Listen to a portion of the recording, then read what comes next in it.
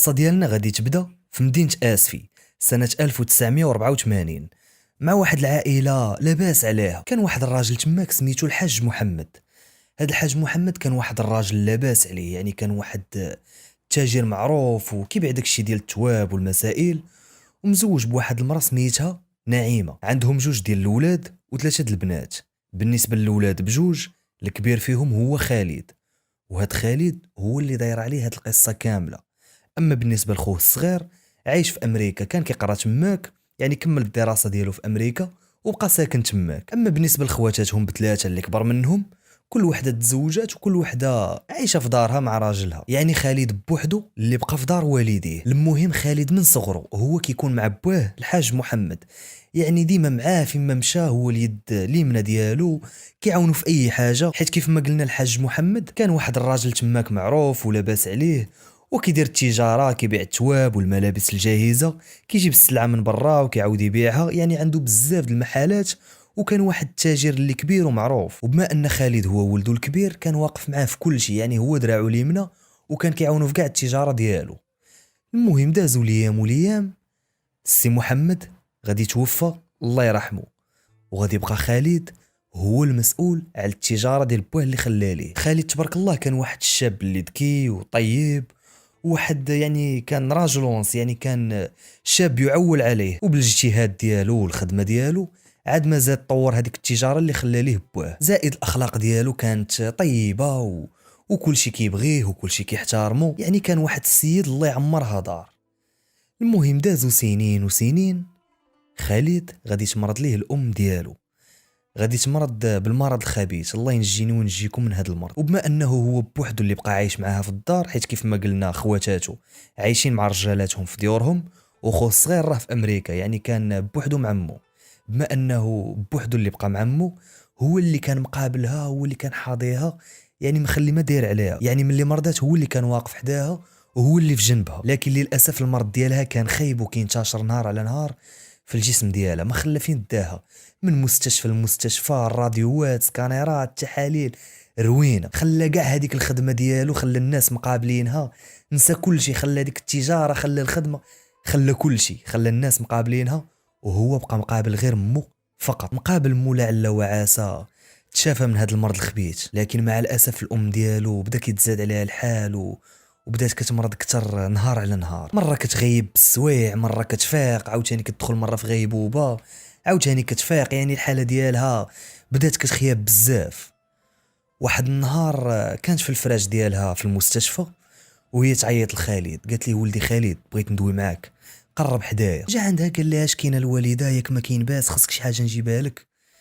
قالت لي لا ولدي اسمعني اش غنقول لك، انا راه بديت كنحس براسي نهار على نهار كنموت، وكنحس براسي ما بقاش ليا بزاف في الدنيا. خالد قال لي لا الوالده ما تقوليش هكا، بزاف الناس تشافاو من هذا المرض، ان شاء الله تصحي وتنوضي على رجليك ونعاودوا نفرحوا بك مازال. قالت لي شوف ولدي، انا اللي حاسه براسي، انا اللي حاسه براسي ما بقاش ليا بزاف في الدنيا. اسمعني يا ولدي، بغيت نقول لك واحد الحاجه، كيف ما كتعرف انا حياتي كامله وانا كندير الخير وكنصدق، يعني الحمد لله واحد المره كنت مزيانه مع الله، وعمري ما درت شي ذنب خايب ولا اذيت شي واحد، ولا الحمد لله حياتي كامله دوزتها مزيان. لكن واحد السر هو اللي انبني حياتي كامله، هاد السر محني حياتي كامله، وضروري خاصني نقولوا ليك قبل ما نموت يا ولدي. خاصك تعرف هاد السر باش هكا نقدر نرتاح ونمشي عند الله مرتاحه. قال لها ولدها خالد ياك ما كاين باس الوالده، شنو كاين، شنو هاد السر؟ قالت لها ولدي راني كنت سجلت واحد الشريط كنهضر فيه، راه خبيته في الدار حتى تمشي قلب عليه واسمع ليه. وكيف ما كتعرفوا شحال هذا ما كانوا لا تليفونات لا والو، يعني اللي بغى يخلي شي رساله صوتيه لشي واحد كيسجلها في واحد الكاسيطه وكيعطيها ليه، يعني كيسجلها في شريط باش يوصل ليه داكشي اللي باغي، ويقول ليه كاع داكشي اللي باغي يوصل ليه، يعني كيوصلوا ليه بكاع الاحاسيس ديالو، وكيعبر على راحته، يعني ماشي بحال الرساله المكتوبه كتقدر ما توصلش بنفس الطريقه اللي بغيتي. المهم الام ديال خالد خلات هذاك الشريط في الدار، قالت لي حتى تمشي وتسمع ليه.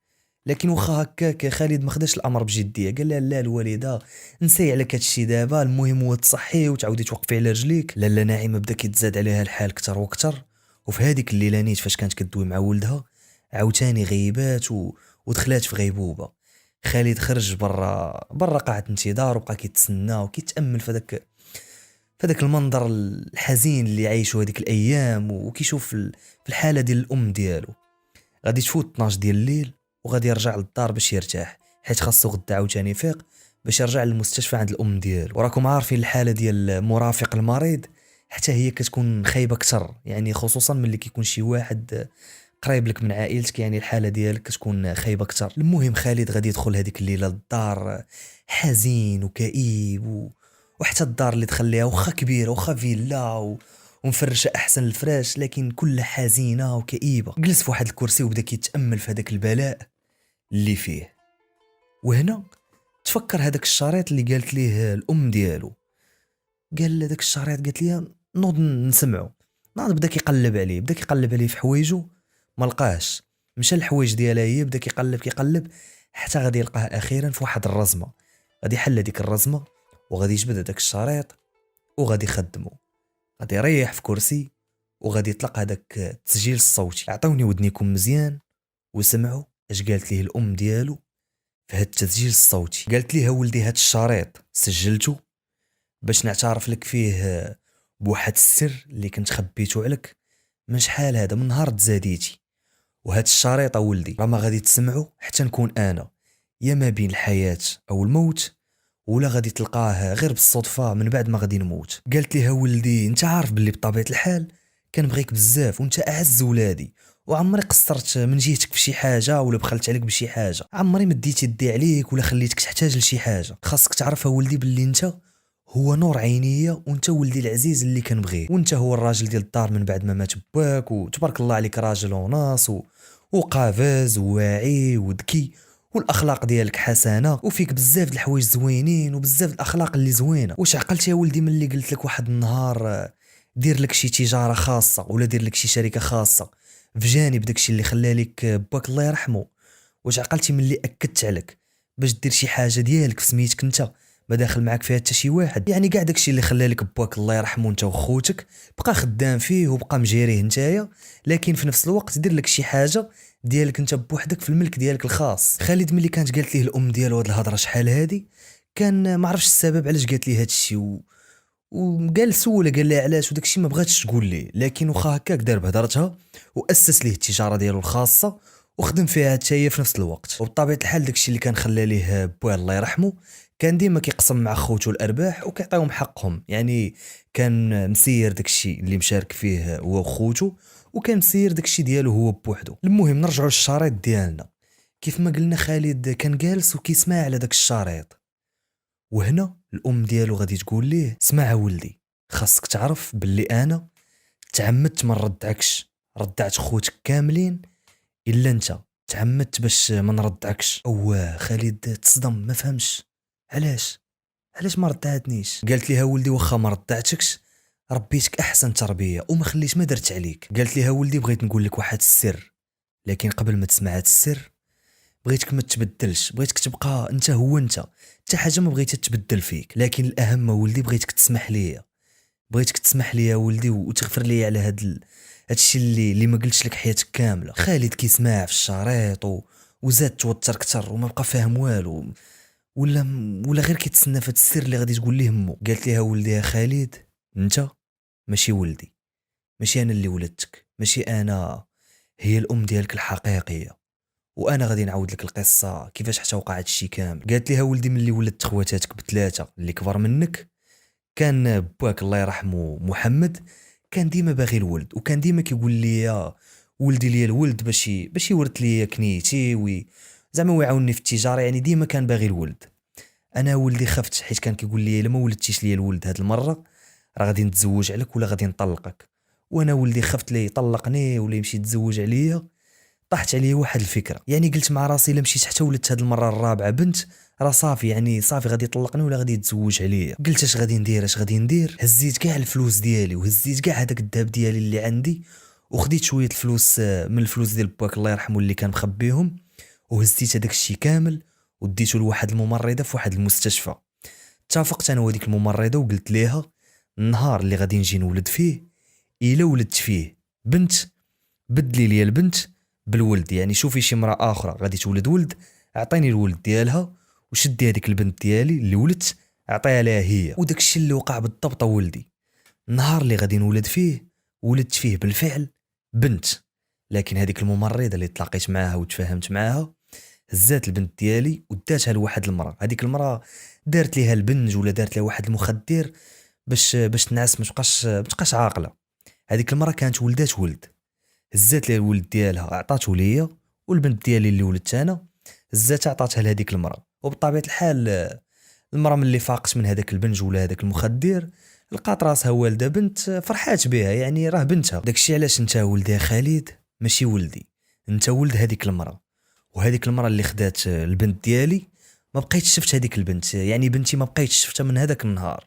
ولكن انت ولدي ربيتك احسن تربيه ودرتك بحال ولدي، يعني وكانك من لحمي ودمي. اما بنتي الحقيقيه راني ما بقيتش شفتها من ذاك النهار، ولكن انا متيقنه باللي غادي يتهلاو فيها وغادي يعاملوها زعما بنتهم. راه اصلا على عند بالهم هما راه بنتهم، يعني ما غادي يقصروا من جهتها من حتى شي حاجه. اما انت ولدي بطبيعه الحال ملي رجعت هزاك للدار ودخلت للدار فرح بيك بواك بزاف واحتفلنا يعني كانت الامور كلها بخير. لكن ولدي ربي عاقبني. كان كيصحاب لي كنولد غير البنات، كنقول انا كنولد غير البنات. لكن من بعد عامين ولدت خوك الصغير. واخا في الحقيقه كان كيصحاب لي عمري نقدر نولد الولد، لكن الحمد لله على كل حال. انت ولدي وحتى خوك الصغير حتى هو ولدي، وبجوجكم ولادي وبجوجكم بحال بحال. وهذا ولدي هو السر لان بني حياتي كامله وانا مبرزطني. وكنظن ان حتى هذا المرض اللي جاني غير عقاب من عند الله على هذا الشيء اللي كنت درت. لكن الحمد لله على كل حال، الحمد لله على كل حال، والحمد لله على كاع هذا الشيء اللي وقع. المهم ولدي الحاجه اللي بغيت داب والحاجه اللي كنأكد عليها هو بغيتك تسامحني باش نتلاقى مع الله مرتاحه، وحتى في قبري الناس مرتاحه. دير في بالك باللي كنبغيك وغادي نبقى ديما كنبغيك حتى النهار اللي غادي نموت فيه.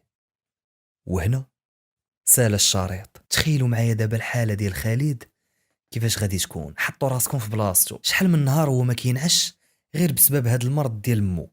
يعني هذا المرض اللي جا لمو مابقاش كينعاس، مابقاش مرتاح، ولا مبرزط، ما بقى عنده المورال حتى شي حاجه.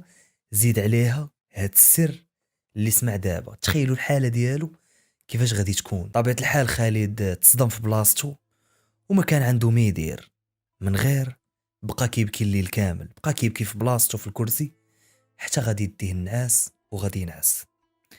غادي يفيق الصباح، غادي يلبس حوايجو وغادي يمشي نيشان عند الام ديالو للمستشفى. غادي يدخل عند مول المستشفى، غادي يلقاها في غيبوبه. غادي يدخل عندها، غادي يبدا يبوس ليها في راسها وغادي يبدا يبوس ليها في يديها وكيبكي وكيقول لي انا مسامحك الوالده، انا مسامحك، انت اصلا هي الام ديالي الحقيقيه، انت اللي ربيتيني وانت اللي كبرتيني، انا مسامحك. عمري ما حسيت بالنقص من شي حاجه، ولا عمري ما حسيت بالنقص من الحنان ديالك. ربي مكتب لي انك انت اللي غادي تربيني احسن تربيه وحتى خوتي وبا كلكم كنتو ظريفين وكلكم كنتو عائلتي الحقيقيه. انا مسامحك الوالده. وكيبوس ليها في راسها وفي يديها. الام ديال خالد كانت فايقه وكتسمع كاع هذيك الهضره اللي كان كيقول، حيت في الحقيقه ملي دخل غير دارت راسها ناعسه، يعني خافت من ردة الفعل ديالو كيفاش غادي تكون. لكن ملي سمعت هذيك الهضره كامله فاقت كتبكي وعنقاتو وقالت ليه المسامحه ولدي، وتعانقوا وتسامحوا. المهم دازت ليام وليام، وبالضبط دازوا شي اسابيع قليله وهنا غادي توفى الام ديالو الله يرحمها. غادي توفى من بعد صراع كبير مع هذاك المرض الخبيث. هنا خالد مازال مخبي على خوتو هاد السر، مازال ما قال لهم حتى شي حاجه. واصلا ملي ماتت الام ديالو وتجمعوا كاملين كلهم قالوا ليه خالد يعني بلا ما نقسموا هذاك الورث، بلا ما نفرقوا حتى شي حاجه، خليك انت مقابل كل شيء، انت اصلا نعم الاخ، انت ملاك، انت مأمنين فيك. وحتى من خواتاتو قالوا لي حنا راه كنثيقوا فيك اخويا، يعني خلي كل شيء عندك. يعني اصلا هو كان كيعطيهم ديما حقهم، يعني الامور كانت كلها مزيانه.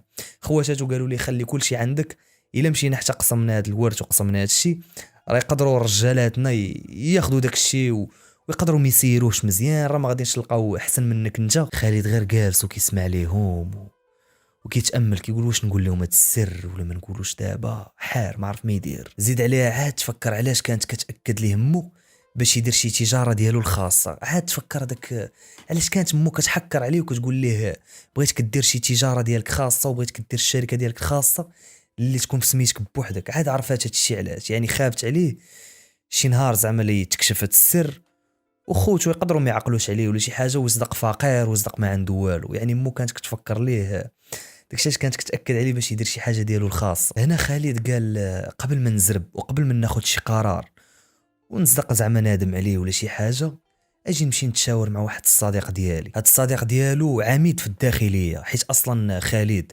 والاب ديالو الله يرحمه محمد كانوا عندهم علاقات مع شخصيات كبيره ومعروفه، يعني عائله محترمه. على اين خالد مشى عند الصديق ديالو العميد وقال لي هاودي راه عندي واحد المشكل كبير وبغيتك تعاوني، انت الوحيد اللي كنثيق فيك، وهذا الموضوع بغيتو يكون في غايه السريه، ما بغيت حتى شي حد يسيق لي الخبار. انت راك صاحبي، يعني ماشي غير مجرد رجل امن، انت اللي كنثيق فيك. صاحبو قال ليه مرحبا، عاود لي قول لي شنو كاين. خالد عاود ليه القصه كامله، قال لي ها اش وقع وها اش وقع، انا راه صدقت ماشي ولدهم، واش قالت لي الوالده واش قالت لي وهذيك البنت اللي بدلوني معاها اللي بنتها الحقيقيه راه عايشه دابا مع عائله اخرى وانا دابا حاليا بغيت نتعرف على عائلتي الحقيقيين وبغيت نعرفهم واش مازال اصلا حيين ولا ميتين وفين عايشين.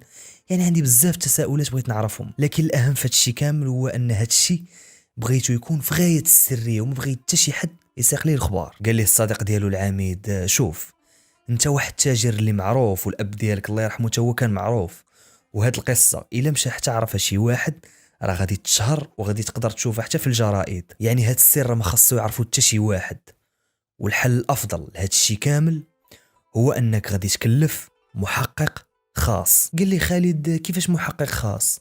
واش تقدر تشرح لي؟ جاوبو قال ليه محقق خاص يعني عنده واحد الخبره جنائيه وامنيه لكن بشكل غير رسمي. قال لي خالد مرحبا، لكن فين غادي نلقى هاد النوع من المحققين؟ فين غادي نلقى هاد المحقق خاص؟ اول حاجه خاصكم تعرفوا هو ان هاد النوع ديال المحققين كيكونوا كيخدموا في قضايا في قمه السريه وكيخدموا بشكل غير رسمي، بحال الافلام ديال جيمس بوند. اللي مفرج في الافلام ديال جيمس بوند غادي يعرفني على جداوي. المهم خالد سول صاحبه قال لي فين نقدر نلقى هاد النوع ديال المحققين؟ جاوبو صاحبه قال ليه بلا ما تضرب حسبه لهاد الشيء، كاينه واحد المحققه سميتها ايمان، كانت ساكنه في امريكا وعندها الجنسيه تماك، لكن من بعد ما سالات فتره الدوام ديالها تماك رجعت للمغرب، ودابا حاليا كتخدم هي على بحال هاد القضايا، يعني القضايا اللي في غايه السريه كتخدم عليهم. يعني هي اصلا كتخدم مع هادوك الناس اللي ما كيبغيوش يسجلوا هادوك القضايا ديالهم بشكل رسمي كيف ما كان النوع ديال القضيه، بشرط انك توفر لها جميع المتطلبات ديالها ويكون مقابل مادي، زائد توكلها بشكل رسمي، وهكا غادي تكون القضيه في غايه السريه. خالد غادي يوافق على العرض وغادي يقول ليه مرحبا، دير لي وقيته مع المحققه ايمان وندوي انا وياها. وداك الشيء اللي كان بالضبط، خالد غادي يتلاقى مع المحققه ايمان وغادي يجلسوا اطابل وغادي يعاود ليها القصه كامله، غادي يعطيها نسخه من داك الشريط وغادي يعاود ليها القصه كامله. واول حاجه داروا هو بغاو يتاكدوا باللي واش بصح خالد ماشي ولد نعيمه، يعني الام اللي رباته. هذه اول حاجه بغاو يتاكدوا منها. قالت ليه جيب لي شي عينه ولا شي حاجه، شي عينه من الدم ولا شي حاجه اللي غادي تبين لينا هذا الشيء. خالد قال لها انا اصلا موجد هذا الشيء، يعني خلى واحد الخصله من الشعر ديال الام ديالو الله يرحمها على قبل هاد الغرض هذا. وبالفعل داك الشيء اللي دار، غادي يجيب للمحققه ايمان واحد الخصله من الشعر ديال الام ديالو الله يرحمها، وغادي يجيب واحد العينه من الدم ديالو وغادي يعطيهم ليها. المحققه ايمان من بعد ما دارت التحاليل ودارت داكشي كامل غادي تخرج النتيجه، وبالفعل النتيجه خرجت غير مطابقه تماما. يعني خالد بصح ماشي هو ولد نعيمه الله يرحمها. مزيان. الخطوه الثانيه قال لها خالد دابا بغيتك تلقاي لي العائله ديالي الحقيقيه لكن بغايه السريه. المحققه ايمان قالت لي بشرط واحد، انك ما غاديش تبرزطني وغادي تعطيني الوقت الكافي، زائد غادي توفر لي جميع المتطلبات ديالي، ومن اللي غادي نفك هاد السر راه غادي نقولها لك. خالد وافق على العرض، واول حاجه دارت هاد المحققه ايمان هي مشات للمستشفى اللي تزاد فيها خالد. وديروا في بالكم باللي هاد المحققه راها خدامه بشكل غير رسمي، يعني القضيه شويه صعيبه القضيه، كتبغي شويه تخلويض، يعني رشاوي من هنا، ملفات من هنا، شوف هذه من هنا، يعني قضيه شويه صعيبه، يعني ماشي بحال ملي كتكون بشكل قانوني. داكشي ديال جيمس بوند. المهم المحققه ملي دخلت للمستشفى ورجعت لهذاك الارشيف النهار اللي تزاد فيه خالد، وبالضبط سنه 1984، لقات باللي تزادت معاه واحد البنت في نفس الوقيته، يعني في نفس الوقيته تزادوا بجوج. ها راس الخيط بدا كيتشد، يعني القضيه بدات كتوضح. شكون هي هاد البنت؟ بدات كتقلب، لقات باللي سميتها مريم. منين؟ من اهل تطوان. وخاصكم تعرفوا باللي هذيك الوقيته في 1984 ما كانوش كيكتبوا بزاف د المعلومات، يعني غير السميه ديال الدري اللي تزاد ولا البواه ولا مو، يعني ما كاينش معلومات كثيره. لكن لحسن الحظ المحققه ايمان لقات بعض المعلومات اللي كتعلق بعائله مريم. لقات باللي بوها سميتو نور الدين الراضي، وامها سميتها عائشه المرضي، وهما من اهل تطوان. لكن كيف ما قلت لكم من حسن الحظ المحققه لقات واحد الورقه اللي سهلت عليها الطريق كامل. هاد الورقه هي فاتوره من التعاضديه العامه للخدمه المدنيه، وهاد المؤسسه او هاد الهيئه كاتبه في هذيك الورقه انها كتدفع رسوم الولاده ديال عائشه المرضي زوجة المعلم نور الدين الراضي. يعني هاد السيد كان معلم فين؟ في تطوان. ها القضيه بدات كتسهل اكثر.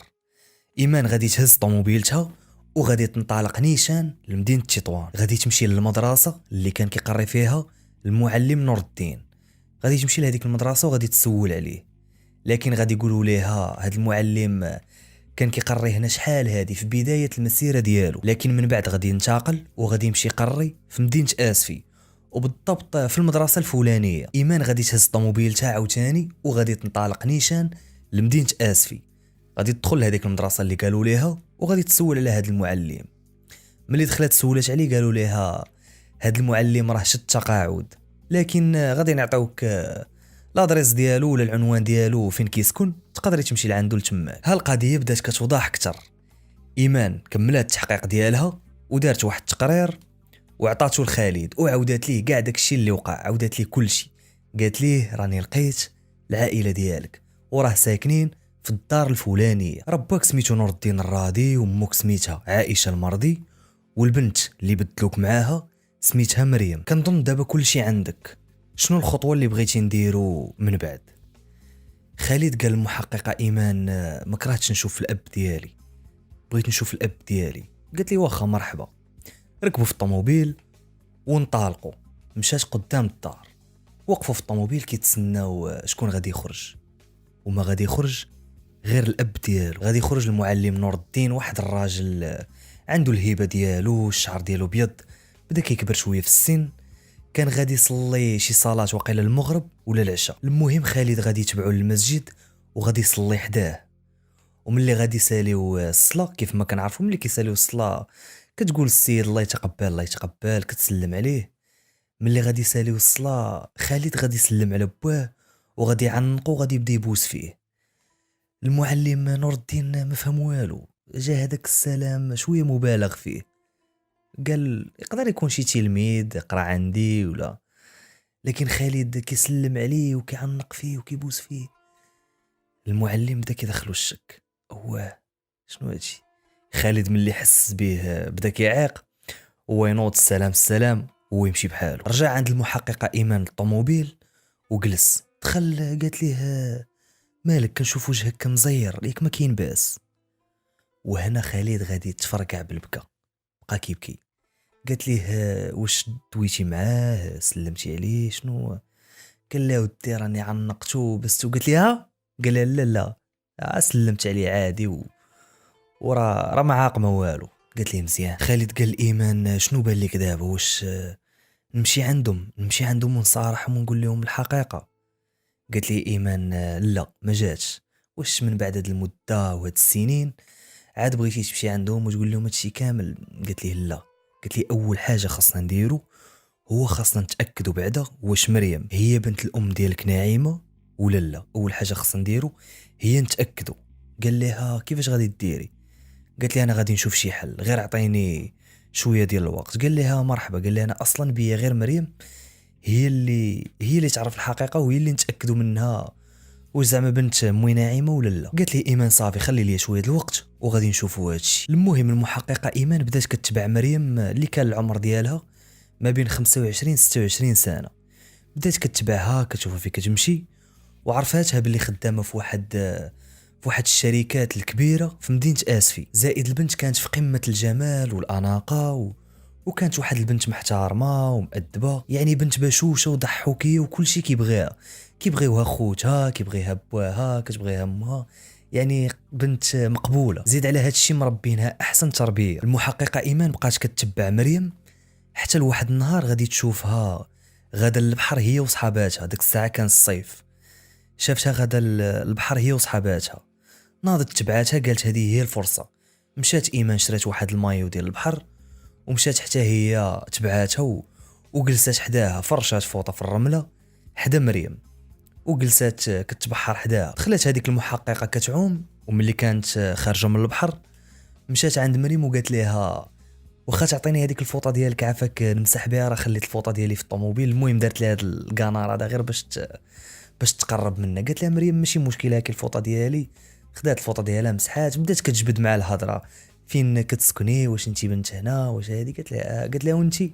قلت لها انا جيت غير سياحه هنايا وعندي شي ايام قليله وغادي نرجع. قالت لها مريم مرحبا بك وزعما الا بغيتي تخرجي معنا راه كنخرج انا وصحاباتي، مرحبا بك والف مرحبا. واحد اللحظه مريم بغات تقاد الفوطه ولا بغات دير داك لومبر ولا شي حاجه بحال هكا، وقالت للمحققه ايمان عافاك واش تقدري تعاونيني.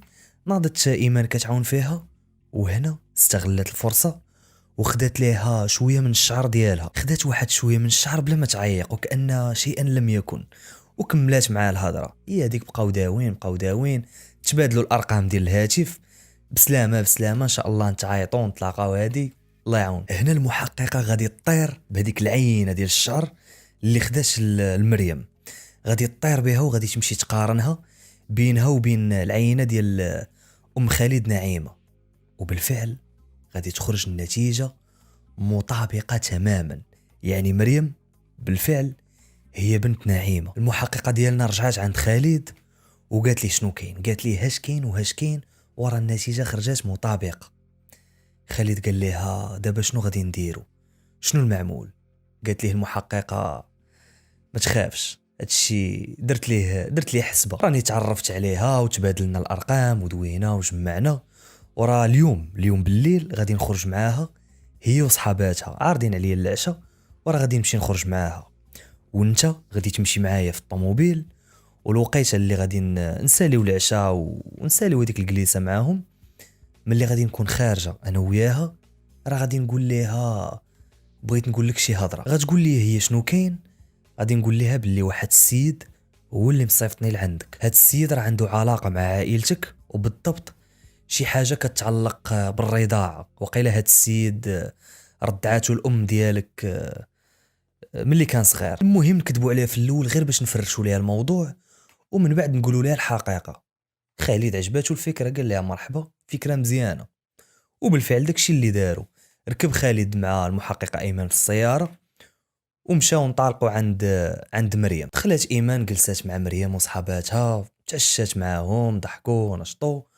وملي سالت هذيك الصواري قالت المحققه قالت لمريم واش تقدري توصليني، راه ما جبتش الطوموبيل. قالت لها مريم مرحبا ماشي مشكل يلا نوصلك. مشات ركبت معها في الطوموبيل. وهنا المحققه ايمان قالت لها شوفي يا مريم، انتي واحد البنت طيبه ومتخلقه ومحترمه ومؤدبه وظريفه واللي بغيت نقول لك هو بغيتك تسمحي لي على بدايه التعارف ديالنا. قالت لها مريم علاش شنو كاين؟ قالت لها ايمان في الحقيقه التعارف ديالنا ما كانش غير بالصدفه، انا تعمدت باش نتعرف عليك. قالت لها مريم علاش زعما درتي هكا، شنو السبب؟ جاوباتها ايمان وقالت لها في الحقيقه انا مصيفطني واحد الشاب صيفطني باش نتعرف عليك، وهذا الشاب عنده علاقه مع عائلتك. ملي كنتو كتسكنوا شحال هذا في تطوان وملي كان باك كيقري تماك. قالت لها مريم اها زيدي. قالت لها ايمان هاد الشاب راه مرضعاه الام ديالك، وهاد الشاب حاليا راه بغى يشوفك وبغى يقول لك شي حاجه. هنا مريم بدات كتضحك بواحد الطريقه استهزائيه. قالت ايمان فين هو هاد الشاب، وريني هاد الشاب فين هو.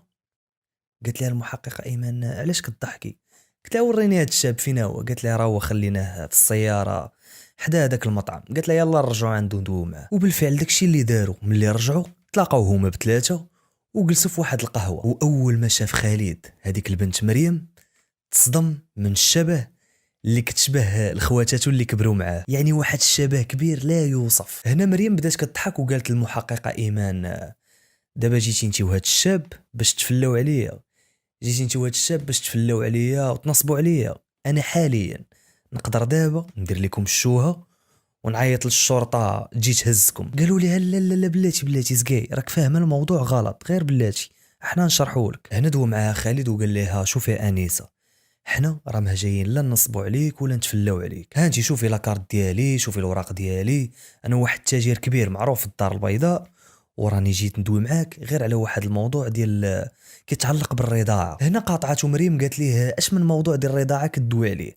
راه ملي قالت لي ايمان باللي موضوع ديال الرضاعه عرفتكم نصابه، حيت اصلا الام ديالي ما ردعتني لا انا ولا خوتي، بقى غير تردعك نتايا، يعني ولادها وما ردعاتهمش بقى غير تردعك انت. هنا خالد وايمان تصدموا وما عرفوا باش تبلاو، يعني حصلوا ولاو غير كيدوروا في عينيهم وتصنقوا ما بقاو عارفين شنو يقولوا. خالد غادي يجمع النفس ديالو وغادي يتشجع وغادي يقول لمريم في الحقيقه ماشي هادشي علاش جيت باش ندوي معاك، الموضوع كتر.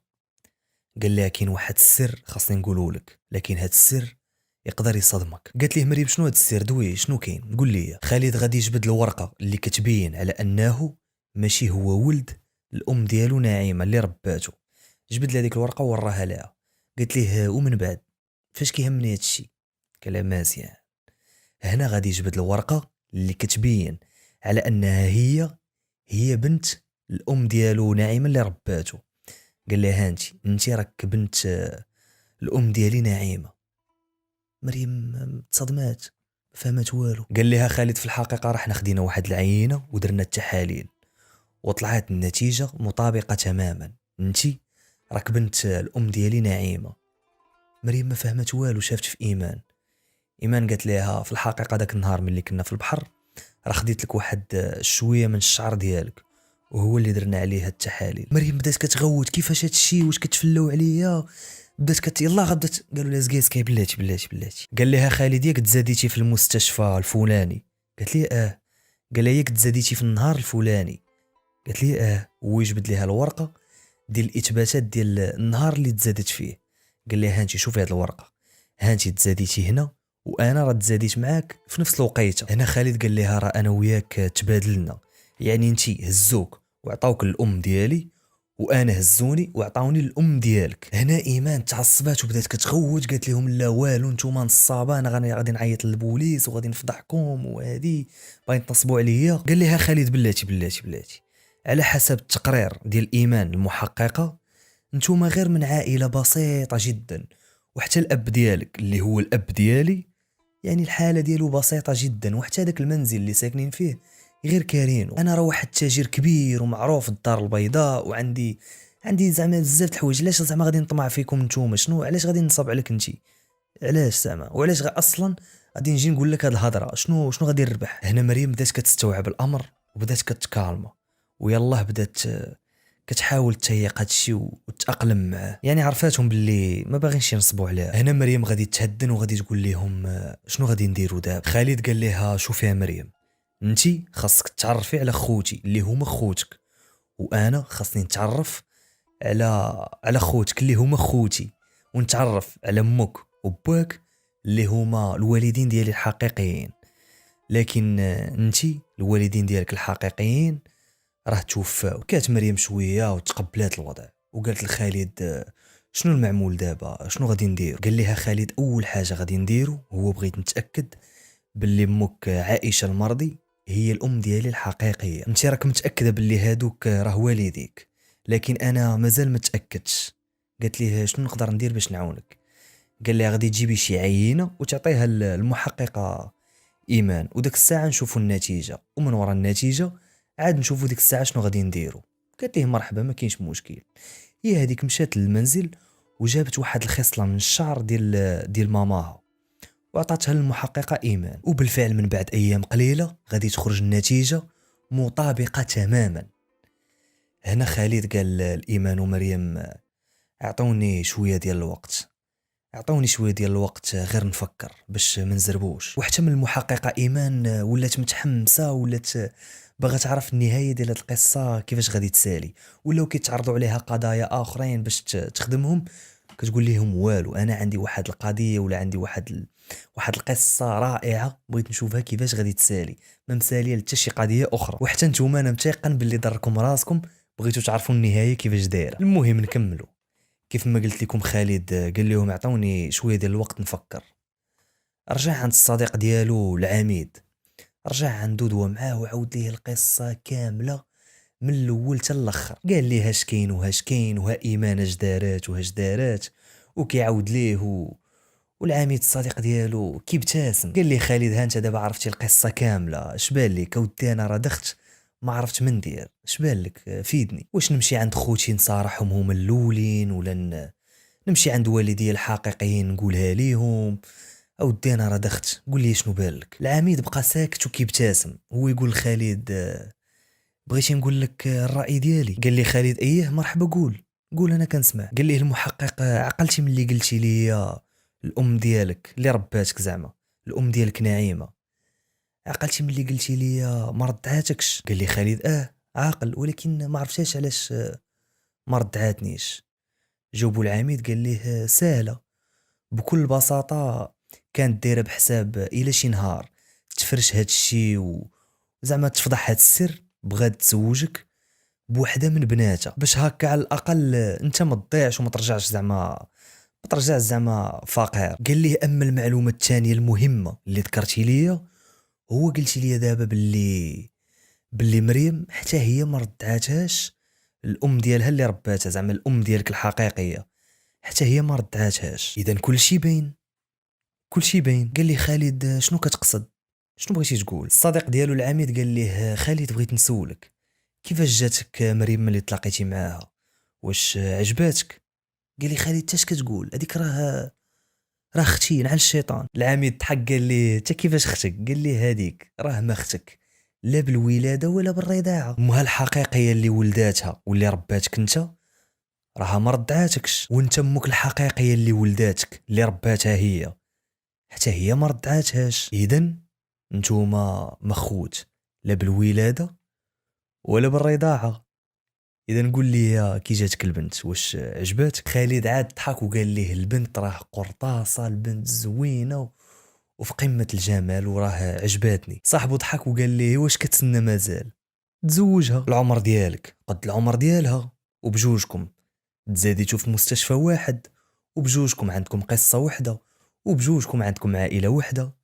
اذا تزوجها وخذ هذاك الورث اللي خلى لكم باك وقسمه، وخذ انت حظ الانثى، يعني تنازل عليه وخذ غير الحظ ديال الانثى وعطيه ليها هي. وخوتك راهم غادي ياخذوا حقهم وعيشوا مع بعضياتكم، وحتى شي يولف شي وتولفوا بعضياتكم وتوليوا عائله وحده. عندك الساعه قولوا لهم الحقيقه كامله. وداك الشيء اللي دار بالضبط، رجع عند مريم وقال لها شوف يا مريم، حنا ما خوت لا بالولاده ولا بالرضاعه، واش تقبلي تزوجي بيا؟ مريم حتى هي ضحكات وقالت ليه في الحقيقه داك النهار ملي قلتي لي هذه المعلومه فرحت، وحتى انا قابله، حتى انا باغا نتزوج بك، يعني حتى هي طالبه عليها.